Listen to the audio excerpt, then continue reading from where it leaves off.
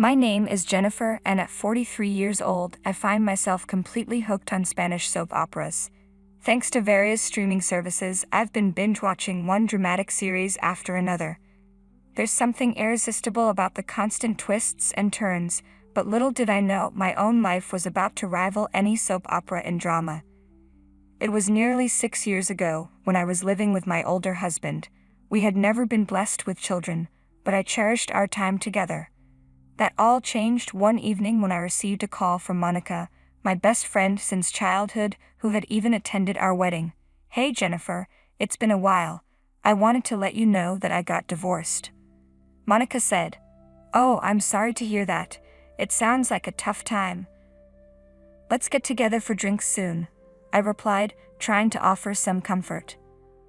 When I got home, I was about to tell my husband about Monica's news, but he surprised me by saying, "I know Monica's divorced." I was taken aback. "How did you know about that?" "I haven't mentioned it to you yet."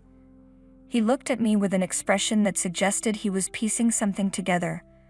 "I think I overheard something," he said, though his vague explanation left me puzzled. I shrugged off the confusion and told him, "Yes, Monica is divorced. We're planning to meet up for drinks soon."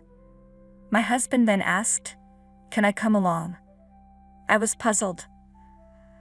I thought it was supposed to be a girls' night out.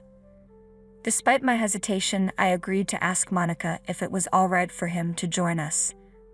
To my surprise, Monica responded enthusiastically, "Sure, let's all go out for drinks together." I was disappointed, wishing for a girls-only evening, but I relented. In the end, the three of us, my husband, Monica, and I, met up for drinks. The night turned out to be quite enjoyable. Monica vented about her ex-husband's shortcomings, and we all shared laughs over her stories. It felt like we were having a great time, but when I excused myself to use the restroom and returned, I was taken aback by the sight of Monica and my husband gazing deeply into each other's eyes and engaged in a conversation that seemed a bit too intimate. A knot formed in my stomach as I took in the scene. The evening had started off as a simple gathering, but now I couldn't shake the uneasy feeling that something was amiss. Couldn't shake the feeling that something seemed too intimate between them. They hadn't seen each other since our wedding, so how did they become so chummy after just a few drinks? It felt like I was intruding on a date between two people who were clearly more than just old friends. When I returned to my seat, they had resumed their normal demeanor, acting as if nothing had happened. I wondered if I was overreacting, but the uneasy feeling lingered. As the evening drew to a close, I decided it was time to settle the bill and leave. Monica was quite drunk, and my husband casually mentioned, "I'll take her home." His nonchalant attitude caught me off guard. "I'm going to take her home" sounded more like a command than a suggestion, as if he was deciding on his own. I protested, "I'm not as drunk as she is, but I've had a few drinks too. Besides, I'm your wife. It's too late for her to be alone, and she's in no condition to get home safely." He insisted, "You take a cab and go home yourself. She's fine. I'll make sure she gets home." I was taken aback. "If you take her in a cab, she'll go straight to her apartment, won't she? I'm worried she won't make it on her own." I knew Monica was living alone, and it was possible she had mentioned this while I was in the restroom. The discomfort I felt quickly turned into disbelief. "Fine then. I'll go home myself," I said. I left them at the restaurant, feeling a mix of unease and determination. As much as I didn't want to leave Monica alone with my husband, I realized it might be more useful for me to return home and investigate their relationship. Once I arrived home, I headed straight to my husband's study. A room that wasn't a bedroom, a private space where he might keep important information. As I searched through the room, I realized that if I could find answers in Monica's house, it would be quite an invasion of privacy. Still, the conflict in my mind was overwhelming. While rummaging through the shelves, I stumbled upon a basic photo album, one I didn't recall seeing when we moved in. With a sinking feeling, I began flipping through the pages. I should have stopped, but it was too late. The album was filled with photos of my husband and Monica, both beaming with happiness. Judging by Monica's hairstyle and the way my husband's clothes looked, it was clear they had been meeting secretly for years, possibly since shortly after our marriage. They had been involved in an intense relationship for over a decade. The shock and the combination of my hunger and alcohol left me feeling nauseous. I rushed to the bathroom, barely making it before I began to throw up. Just as I was trying to compose myself, my husband came home. "Oh, you're throwing up? Did you drink that much?" he asked, rubbing my back. I snapped, "Don't touch me," and slapped his hand away. "Just wait a second. I need to get some water." He seemed to think I was too drunk to know what was going on. "Yes, I know who you are," I said bitterly. "I just hate you right now. I wish I could get so drunk I'd forget how much this hurts. Wait here. We need to talk," he said, clearly trying to lighten the mood with a laugh. I glared at him, trying to catch my breath. "Is this your idea of a joke? Are you trying to make light of the situation because I'm upset about you dropping her off?" He shrugged, seemingly unaware of the gravity of the moment. "Well, let's adjust the tone then. First question. What's this picture about?" I confronted him with the album I had discovered in his room, simply showing him the cover. His face turned pale as he saw it. "Let's start with a yes or no question," I said. "Is there any wife in the world who could look at this picture and be okay with it? You know, considering what it shows." He remained silent, and I pressed on. "How do you think I feel right now? Go ahead, give me an answer." When he didn't respond, I snapped, "Why aren't you saying anything? Why just sit there in silence?" His silence only heightened my frustration. "Okay, I cheated. I'm really stupid. I'm truly sorry," he finally admitted, his voice lacking sincerity. I wished he would just show some real remorse, maybe even cry a little.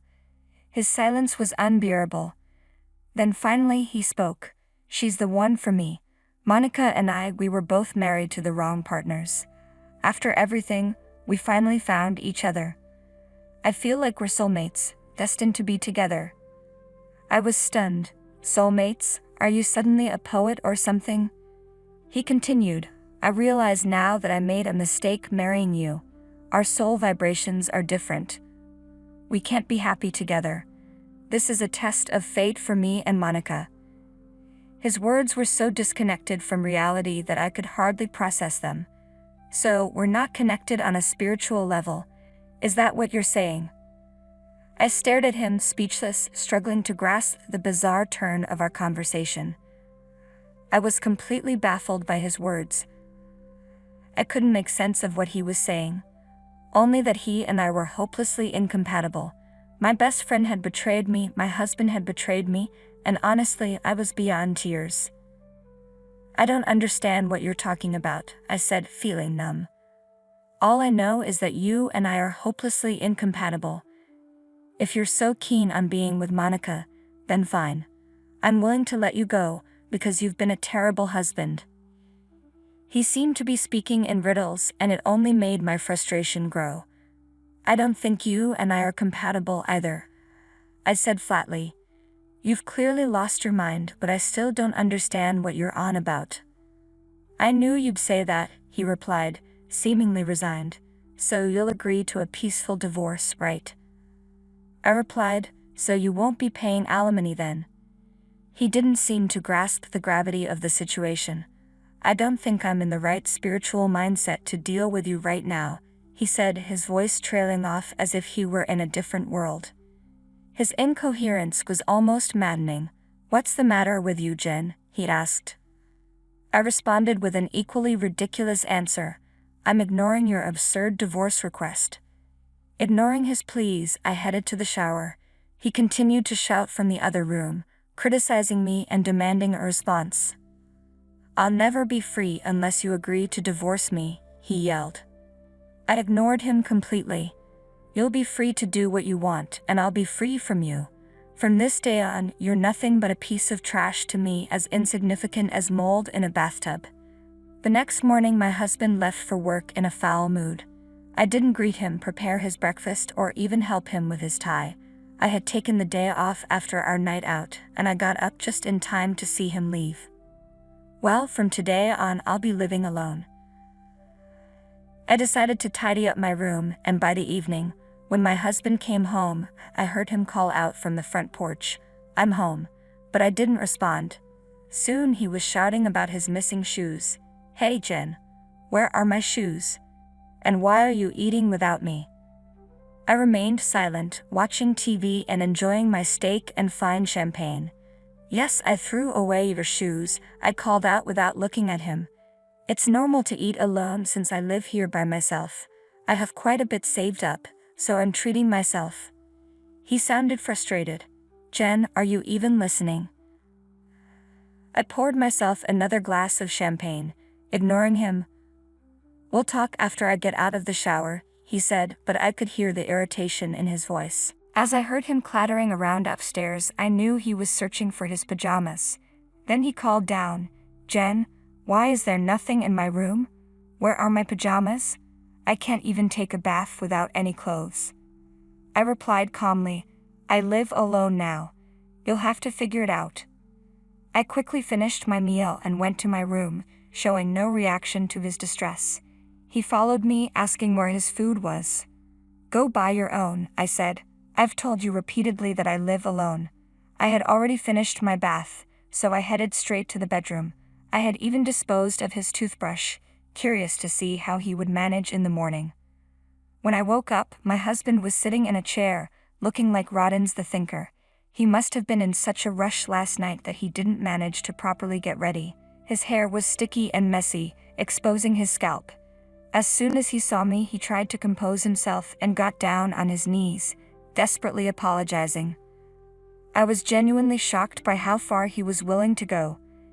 "It hurts me to know how you've treated me, but I realize I've done terrible things to you without considering your feelings," he said, his voice full of regret. "I'm sorry for that." His apology was exactly what I needed to hear, but I didn't respond. "I want us to start over," he added, hoping for a second chance. I was stunned into silence. I gave him a look of sheer disgust.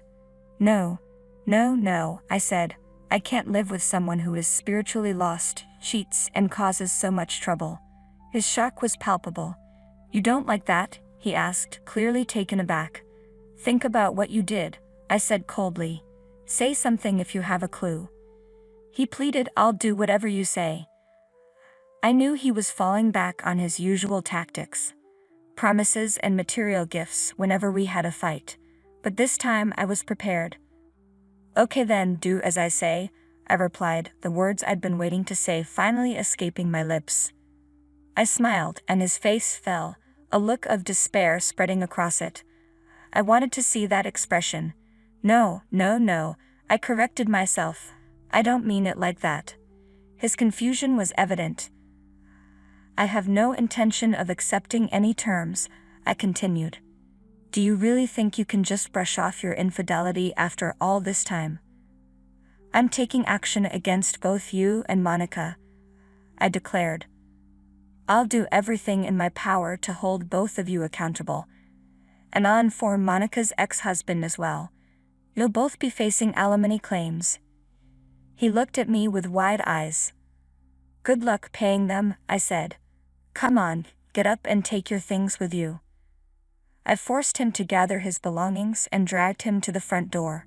"Where are you taking me?" he asked, bewildered. "Outside," I said firmly.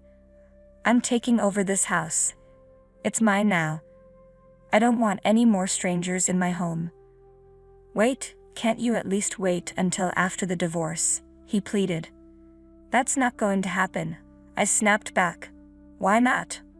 "What the hell, Jen? You just started talking all of a sudden and then you were so cold. Shut up and get out." I shoved him out the front door, with all my might. The strength I was able to muster came from the years of accumulated stress and anger. It's strange how much negative energy can build up over time. Before the divorce papers were finalized, we all, my husband Monica, her ex-husband, and I, met to discuss things.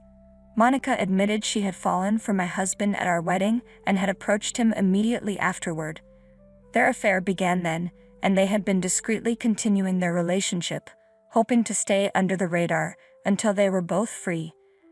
They had been cheating on both their families. Monica's ex-husband was devastated when he first learned of the affair. I had no sympathy for the situation. Instead, I was relieved. The evidence they provided would support my claim for alimony. After being kicked out of our home, my husband moved in with Monica. But when she received the alimony demands from both me and her ex-husband, reality hit her hard. "We can't remarry if we're in debt," she said. "I need to find someone with better financial prospects." She gave him the boot, despite her claims of a spiritual connection with him. "Isn't she the soulmate you thought you were connected to on a deeper level? And now you're losing her over money." I couldn't help but feel disgusted by their predicament. Suck it up, I thought. This is what you get for betraying your wife. 6 years have passed since then. While I was paying alimony, my ex-husband retired and had to spend most of his retirement funds on those payments. He still struggles, and Monica's situation isn't any better. She's living in tough conditions, having exhausted her savings on alimony, and no man would want to remarry her in her current state. As for me, I've been earning well but haven't done anything special with my money except focus on work.